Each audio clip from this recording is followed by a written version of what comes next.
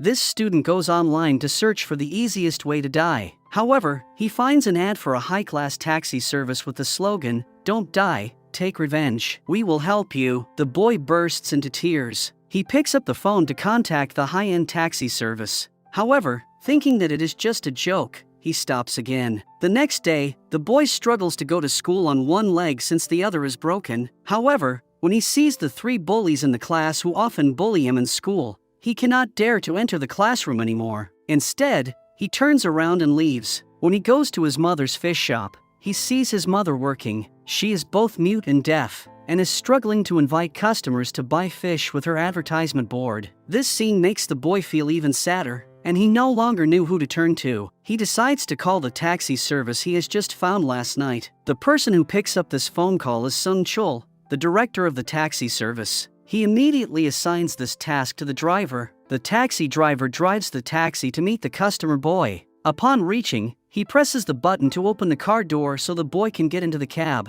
While sitting in the taxi, the boy asks the driver where they are going. The driver immediately tells him that they are going to take revenge. Then, the boy begins narrating his tearful story to this driver. His name is Park Young-min, and he transferred to a new school a few months earlier. During break time, 3 classmates intentionally approach him, making sarcastic remarks about the persistent fishy smell around him. Responding calmly, Young-min explains that the smell was because his mother ran a fish shop. Following that incident, Young-min becomes the continual target of senseless torment from the trio. Seeking help, he approaches his new teacher. However, instead of support, he receives advice to befriend his bullies. Adding insult to injury, the teacher criticizes the fishy smell on Young-min's clothes. As Young-min leaves the encounter, he is seized by the 3 bullies, who issue threats. They force him into joining them at a karaoke spot. There, they subject him to a brutal beating, strip him of his clothes, and steal all his money. On one occasion, when Young-min has nothing to offer, the boys shove him onto the road.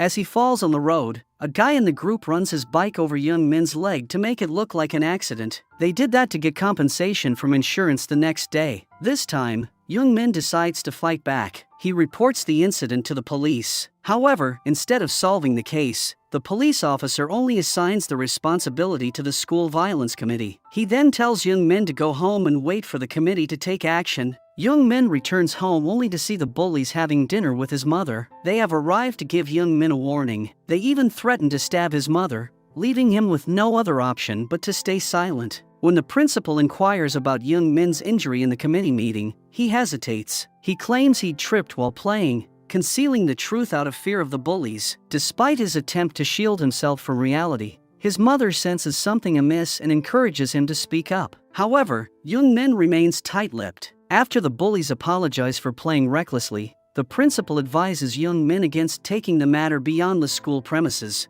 Returning to the present, the driver hands Young-min an envelope before dropping him off at a game station. Inside, he discovers instructions detailing the game number. As Young-min starts playing, a fairy within the game explains the rules. While the company works on his request, the taxi meter keeps running. He'll settle the fare once the task is completed. Depending on the circumstances, additional charges might apply. Lastly, Young-min is requested not to disclose the taxi game to anyone else. Unable to choose what he should do, Young-min decides to leave the place. However, rethinking how the bullies mistreated him, he presses the yes button and gives his consent to take revenge. In the underground basement, the taxi service team listens to his story. Sung Chul remarks that it might not be a big case for them, but for Young-min, it is a matter of life or death. The team member, Go-eun, begins her research and learns about one of the bullies, Sun Tae. His father donates money to the school, allowing him to do whatever he wants. The photographs of the bullies are printed out,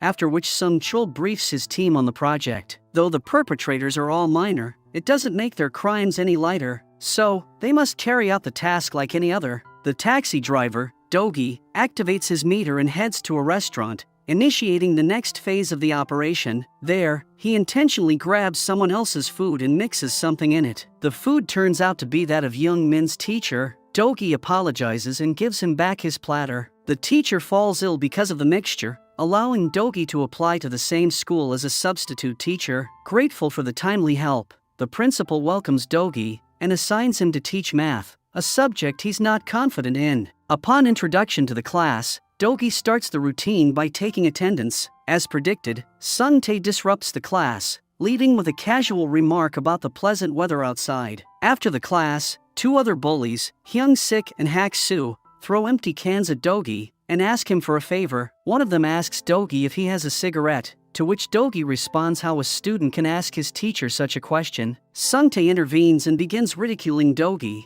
saying he is just a part-time worker, not their teacher. To teach Dogi a lesson, he slaps his friend and then starts shouting that the new teacher has hit him. Acting along, Dogi tries to calm them down. However, Sung-tae's behavior worsens, and he grabs Dogi's wallet and steals his money. With the money, the trio flees from the area, leaving Dogi frustrated. Sharing his experience with Go-eun, Dogi expresses feeling mugged. However, Go-eun playfully mocks him, highlighting that his own students mugged him. Later that day, Sung-tae orders Hak-soo to get some goodies as he plans to impress some girls. Following orders, Hak-soo approaches an elderly woman, offering money in exchange for a favor. As minors, they're unable to purchase cigarettes, so they exploit the older woman's assistance. However, instead of fulfilling their promise of payment, Hak-soo hands over his leftover ramen soup and swiftly departs. The trio heads to a club to spend time with their girlfriends. Sung-tae pulls out the stolen cigarettes, reveling in the moment. Go-eun observes their activities through a hidden camera pan installed by Dogi. Curious, Go-eun questions how they can enjoy with ill-gotten money. Dogi explains the gradual descent of seemingly ordinary teenage boys into a darker path. While the trio enjoys their time, men in black suits approach them. The leader engages with Sung-tae, who hands over a sum of cash. It is revealed that these boys are more than just bullies.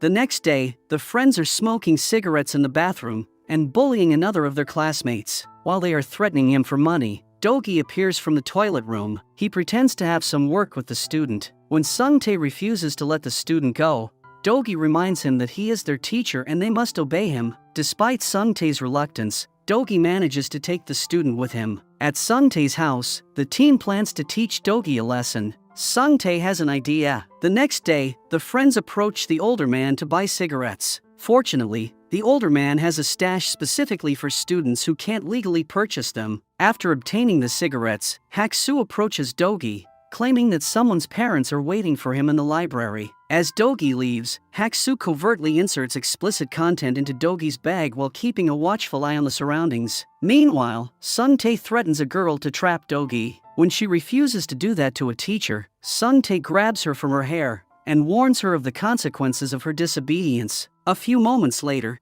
Dogi enters the library and begins finding the parents. However, he couldn't find anyone. Meanwhile, the girl removes her sweater and leaves the library, acting like a victim. Shouting at the top of her lungs, she draws everyone's attention. When the female teacher asks what has happened to her, the girl accuses Dogi of having her nude photographs in his bag. Sung-tae is standing there laughing as he sees his plan working. The female teacher takes the girl with her, seeing Dogi as the culprit. On the other hand, the principal receives a call from an unknown number and learns about the incident. He is shocked and infuriated to hear this. While the female teacher is taking the girl to inspect Dogi's bag, she insults Dogi. She says she will ensure Dogi won't get to teach again. On his way to the teacher's room, Dogi winks at Sung-tae, adding to the complexity of the situation. Everyone is called to the classroom, where the principal rebukes Dogi for letting something wrong happen during his supervision. When asked where is Sung-tae's seat, Dogi points it out. Infuriated, the principal dashes towards Sung-tae's seat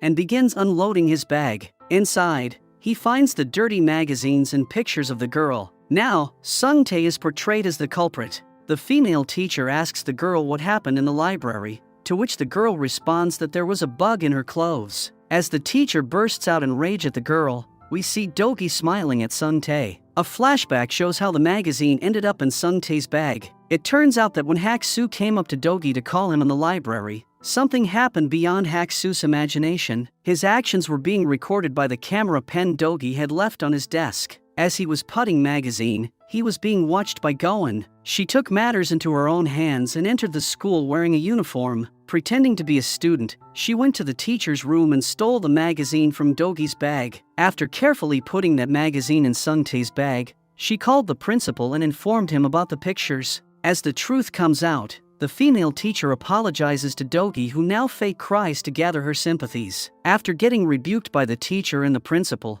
Sun-tae held his friend responsible for the incident. He accuses his friend of deliberately making a fool out of him. As he starts beating the boy, Hak-soo steps in and instructs him to calm down. However, Sun-tae gets infuriated and holds Hak-soo by the neck, warning him not to intervene in his matters. As the trio leaves the school, they witness two police officers finding the bag of cigarettes and arresting the older man. It turns out that the old man was selling marijuana. When questioned by the police about the sale of cigarettes, the old man identifies the bullies as the buyers. Before the police could catch them, they managed to flee from the scene. The old man is arrested, and to avoid the same fate, the boys dig the ground and bury the cigarettes there. The next day, Sun-tae addresses the class and threatens them, saying if anyone talks to the teacher, he will kill them. The class starts, and Dogi says good morning to everyone, but nobody answers him. Seeing Sun-tae is playing games, Dogi requests him not to do that in the classroom. However, Sun-tae keeps provoking Dogi, even frustrating him so he can show violence. Hak-soo keeps recording in order to catch the perfect moment when Dogi's rage gets out of control. It will help them get rid of Dogi easily. Realizing Sun-tae's game, Dogi announces that they won't study today but will be watching some videos. To everyone's shock, Dogi plays the video of the three bullies burying marijuana on the mountain. As the trio is shocked to see the video, Dogi turns off the TV, saying it was a mistake. After the school ends, the bullies ask Dogi about the video. Dogi responds that he went to the mountain to capture the beautiful view and found them burying the cigarette, so he videotaped them. The boys keep explaining that they don't smoke weed. Dogi keeps playing along and assures them he won't reveal their secret to anyone. Later, the bullies head to the mountain and begin digging the ground, but they cannot find weed anywhere. At that moment, Sun-tae receives a call from Dogi, who reveals that he handed the weed to the police. He asserts his responsibility as a citizen, yet Dogi reassures Sun-tae that he didn't disclose any information regarding him. As Dogi persistently taunts Sun-tae with a mix of sweetness and underlying negativity, Sun-tae finds himself feeling helpless in the face of the situation. The next day, Dogi continues to irritate Sun-tae, demanding that he bring food for him. When Sun-tae declines, Dogi uses the previous weed incident as leverage, threatening to expose him if he doesn't comply. Fearing the consequences, Sun-tae reluctantly does whatever Dogi asks. To add to Sun-tae's frustration, Dogi even instructs him to keep the change for himself, further fueling his anger. The trio searches on the internet and finds that having weed is illegal, and they can end up in jail for 5 years. Scared to spend their lives in prison, Sun-tae calls Dogi and gives him death threats. As the trio returns home, they are shocked to see Dogi playing games with Sun-tae's father. Sun-tae is scared about getting exposed in front of his father. Later, Dogi enters Sun-tae's room and makes himself comfortable on the bed. He then asks the trio for money, 1.5 million each. If they tell anyone about it, Dogi threatens to inform the cops about the weed possession. Sun-tae agrees to fulfill his demand, but he puts a condition: he will decide date and time. After Dogi leaves, Sun-tae calls someone for help. In the afternoon, Dogi finds Young Min and encourages him to return to school starting next week. He's worried that skipping might become a habit that's hard to break. As a gesture of care, Dogi offers Young Min some food. Afterwards, Young Min assists his mother in closing up their shop. When asked about the food, Young Min discloses that his homeroom teacher was a generous giver. On their journey home, Young Min's mother affectionately holds his hand, expressing her unwavering love for her son. The following day, Dogi arrives at the school's rooftop and discovers a swarm of men dressed in black suits taking over the area. As he proceeds to get the money, Gohan asks if they should set it up, to which Dogi says yes. A clash erupts between Dogi and the men. With agility, Dogi evades each assailant, targeting their leader directly. Witnessing their leader under attack, the men retaliate. However, they prove no match for Dogi's combat skills. While Dogi is engrossed in combat, Sun-tae attempts a sneak attack from behind. However, when Dogi senses the impending attack, Sun-tae freezes, unable to make a move. Dogi continues to showcase his extraordinary prowess, swiftly neutralizing every thug in his path. When a thug tries to attack him with a flower pot, Dogi swiftly leaps, shattering the pot in midair. The trio stands stunned by Dogi's unforeseen abilities. After clearing the area of the men, Dogi shifts his focus to Sun-tae. As Dogi proceeds towards him, Sun-tae takes a step back. However, soon there is no place for him to move back. Dogi tells him that he cannot gather the courage to jump, but still, he pushes the people and hurts them. With that said, Dogi kicks him, sending Sung-tae off the rooftop. As he focuses his attention on the other boys, they begin apologizing, begging Dogi to spare their lives. Because of the fear, they even pee their pants. When Dogi brings up Youngmin's name, the duo was stunned. The next thing we know, they surrender themselves to the police, telling the officer how they bullied their friends. They urge the officer to lock them up as they don't want to end up like Sung-tae. It seems like Dogi has taught them a good lesson, and they won't threaten, bully or beat anyone ever again. Later, Dogi enters a bakery shop where he has kept someone. That someone is none other than Sung-tae. It turns out that when Goen asks Dogi to set something up, she was talking about the giant inflatable bed. After he said yes, two of the team members, Kyung-gu and Jin-ian, inflated the bed. When Seung-tae fell, he landed straight on the bed. Because of the fear, he went unconscious. Dogi contacts the gangster Sung-tae, whom he encountered on the rooftop, and lets him have a conversation with Sung-tae. Instead of assistance, the man issues a warning, advising Sung-tae not to contact him again and to listen to his teacher. Sung-tae's shock deepens upon hearing Youngmin's name. Dogi informs him that everything he eats is on Youngmin, but anything he can't finish, he'll have to pay for. Furthermore, each pastry will cost him an amount equal to compensating Youngmin for all the physical and emotional harm he caused. Sung-tae apologizes, saying that he doesn't have any money. This is when Dogi reveals that he has found a job for him. By working there, Sung-tae can quickly settle his debts. Then, Dogi warns Sung-tae that if he tries to escape,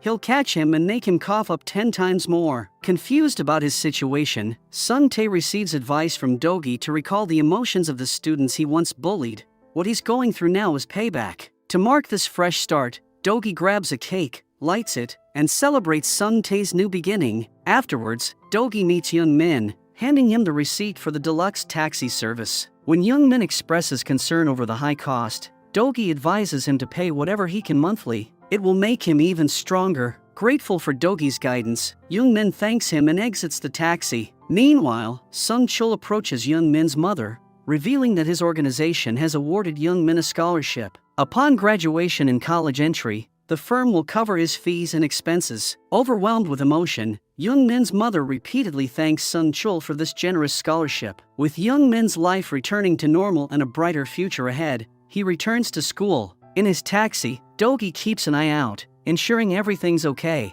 Just like that, the deluxe taxi keeps playing a crucial role in helping people seek revenge and reclaim their lives. Meanwhile, we see a woman named Maria crying. She is injured, and it seems like she is ready to end her life. As she stands on the other side of the railing, her slipper falls into the river, scaring her even more. She keeps crying while saying that she doesn't want to die. Just then, her eyes are laid on the deluxe taxi service ad, saying, "Don't die, take revenge." Maria calls the number, and Dogi arrives to pick her up soon. Maria asks him where they are going, to which Dogi responds that they are going to take revenge. He then turns on the audio recorder and asks Maria what has happened to her. A flashback shows that Maria is an orphan and is intellectually disabled. It means she is 18 years old, but her mental age is around 1st to 2nd grade. As she was old enough to find a job, she bid farewell to her friends who had pitched in to buy a goodbye gift for her. Soon, a social worker picks her up from the church and informs her about her new job.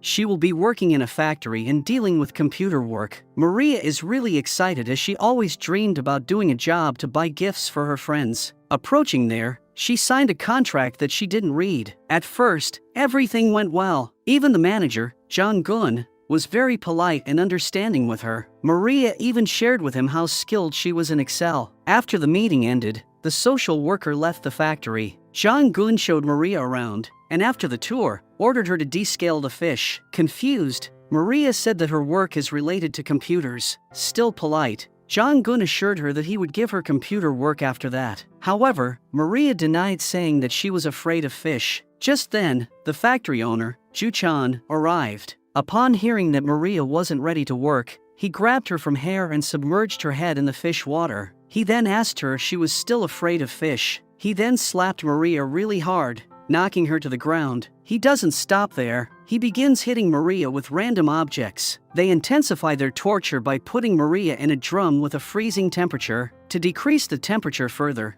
Ju-chan adds a bunch of salt, and then closes the lid again with a sack. What they did next was even more horrifying. They opened the drum after a while and poured hot water on Maria, waking her up. After enduring so much torture, Maria agreed to work for Ju-chan. She would cry while describing the fish. One night, Maria tried to escape, and she did succeed. She found a police officer on her way and urged for help. The police officer turned out to be corrupt, as he took her back to Ju-chan's factory, where she was tortured again. They put her in the lid, while the police officer and Ju-chan had dinner together. Instead of helping the girl, the police officer splashed water on her already freezing body. He told her not to run away but to consider the factory as her home and work there without creating trouble. Adding to the distress, he made it clear he wouldn't rescue her in the future. To make matters worse, Jong-gun later called Maria into another room and subjected her to sexual assault. This horrifying experience led Maria to attempt suicide. After being taken to the hospital,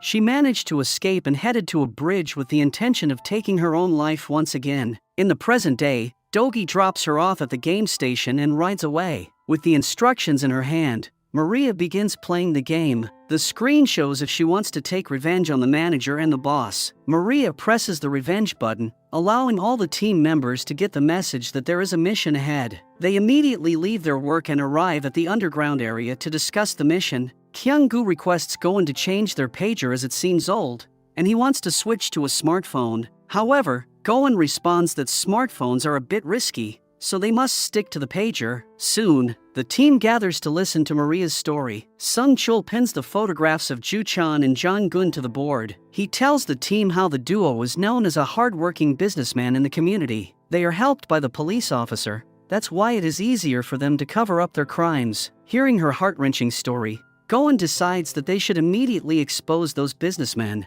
Other team members also agree with her, and just like that, another mission begins. Dogi hops into his taxi, sneaking out from the underground building. Meanwhile, Goen, Kyung-gu, and Jin-Ian prep their van, turning it into a food spot to infiltrate the factory. Dogi also scopes out the factory, checking its ins and outs. Later that night, when Ju-chan and Jung-gun get hungry, they grab a pamphlet of the chicken spot that Kyung-gu and Jin-Ian gave them earlier. Jong-gun thanks for the fast delivery, unaware that he has fallen right into their trap. Little do they know, the deluxe service team has spiked the food with sleeping powder. As a result, Dogi scales the factory wall and slips inside. Thanks to the sedative-laced chicken, Ju-chan and Jong-gun are peacefully asleep. With precision, Dogi inserts a USB into Jong-gun's phone, granting Goen access to all the crucial data. Dogi finds a safe in one of the rooms and asks for Goen's help to unlock it. With the data recovered from the phone, Goen manages to come up with the code. Dogi enters the code but finds nothing in the safe. Returning to the living area, Dogi picks up Jong-gun's phone only to find wrongly taken photographs of Maria. The discovery fuels Dogi's desire for revenge on her behalf even more. The next day, Dogi takes on the guise of a customer, entering the factory grounds. While he is exploring, Ju-chan intercepts him and inquires about his arrival. Sporting an innocent smile, Dogi claims to be in search of seafood. Guiding him to his office, Ju-chan offers coffee. Soon, Jong-gun joins, and they talk business. In the conversation, Dogi expresses interest in purchasing 50 drums of seafood. To prove his credibility, he unveils his briefcase, displaying the money at his disposal. Spotting the cash, the greed of the duo kicks in, prompting them to propose a deal. For 50 drums in 2 days, Dogi must make a 50% advance payment. Accepting the terms, Dogi seals the agreement with a signature. Unaware of the impending twist, Ju-chan and Jong-gun enthusiastically confirm the order. Unfortunately, half of the drums turn out to be infested with maggots. Ju-chan assigns Jong-gun the task of sorting and dispatching these tainted drums to schools and the military. Furthermore, it's revealed that they're importing this fish internationally,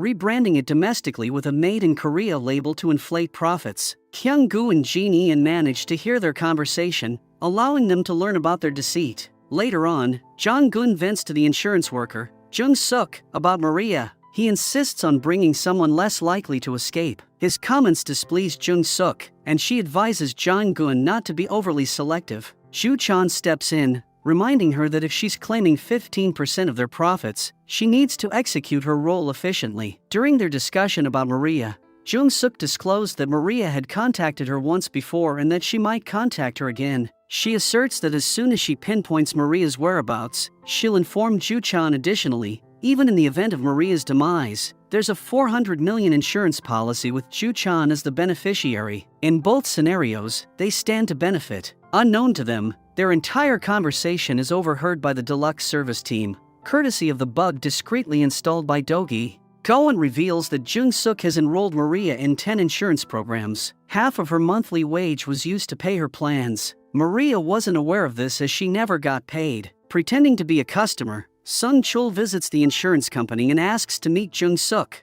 After hearing about the insurance plans, Sung Chul leaves the office, saying that he will visit again. As Jung-suk is waiting for a taxi outside the office, Sung Chul offers her a ride. When asked if he's decided on the insurance, Sung Chul suggests discussing it during the ride as he's in a hurry. Agreeing, Jung-suk enters the car, only for Kyung-gu to render her unconscious with a taser. They tape her mouth and disguise her with a hat to conceal her identity. Upon waking up, Jung-suk pleads for her life, insisting she's merely a social worker. Sung Chul calmly informs her they're taking her to the factory, promising decent treatment. Despite her protests, Kyung-gu incapacitates her once more with the taser as she continues to scream. Meanwhile, Jong-gun lines up 50 barrels of seafood. However, on his way to the factory, a masked man, likely Dogi, intercepts him. Armed with a wrench from the truck, Jong-gun engages in a showdown with Dogi. Unfortunately, things take a turn for the worse as Dogi sends him flying through the air,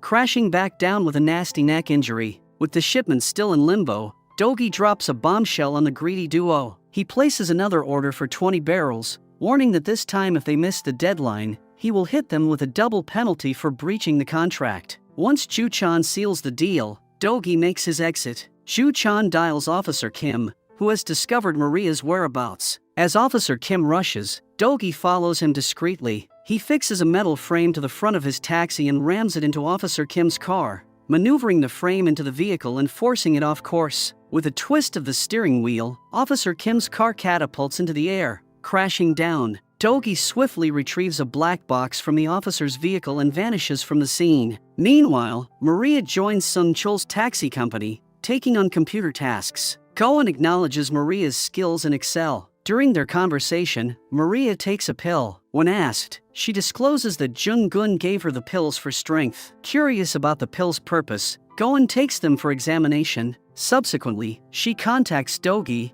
revealing that Jung-gun had been giving Maria birth control pills. Dogi's making a move to swipe those drums again. On Jung-gun's way back to the factory, Dogi blocks his path. But this time, Jung-gun isn't alone. He's brought back up. It turns into a scuffle between Dogi and the guys. Dogi is pretty slick with his kicks and punches, gaining the upper hand. Jung-gun tries to attack, but Dogi stops him and keeps landing punches until Jung-gun hits the ground. While all this is happening, Ju-chan calls Jung-gun but has no luck. Dogi's got Jung-gun and tied him to a pole. At first, Jung-gun yells for help, but then it sinks in that Dogi's the one behind this mess. Meanwhile, Dogi gets a call from Ju-chan, who mentions the guy he sent to fetch the drums has gone missing. He promises Dogi 70 drums by tomorrow. Dogi warns if he doesn't get them, there'll be a price to pay. With that, he hangs up, leaving Ju-chan worried sick. To dodge the penalty, Ju-chan hits the internet to hunt down some seafood drums, but with Goen keeping an eye on his search history, she steps in,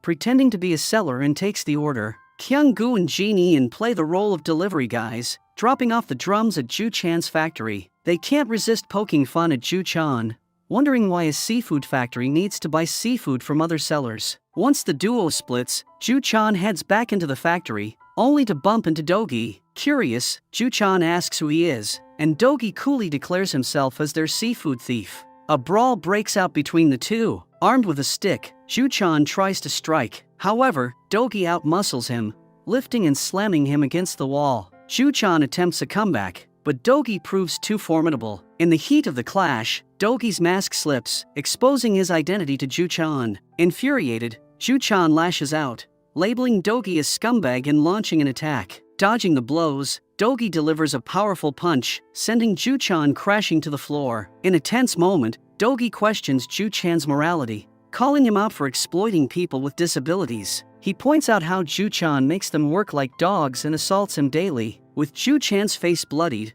Dogi seizes him by the hair and submerges his head in water, mirroring the cruel act Ju-chan once inflicted on Maria. He then kicks him out of the factory and locks him up in the drum. He is being treated just like he treated others. With Ju-chan and Jung-gun out of the picture, The team steps up to determine the company's future. Sung Chul proposes a plan where the company's earnings directly benefit disabled employees. Turns out, Zhu had manipulated things and registered the company under a disabled worker's name, making it simpler for Sung Chul to transition ownership to the employees with disabilities. To cover the taxi fare, the team sells the drums and manages to gather the necessary funds. As the mission wraps up, Maria receives a heartwarming surprise from her orphanage friends. They have the toys she always wanted to buy for them. Stepping outside the factory, she spots a deluxe taxi driving away, revealing Dogi's kind gesture. He's the one who bought the gifts for the kids.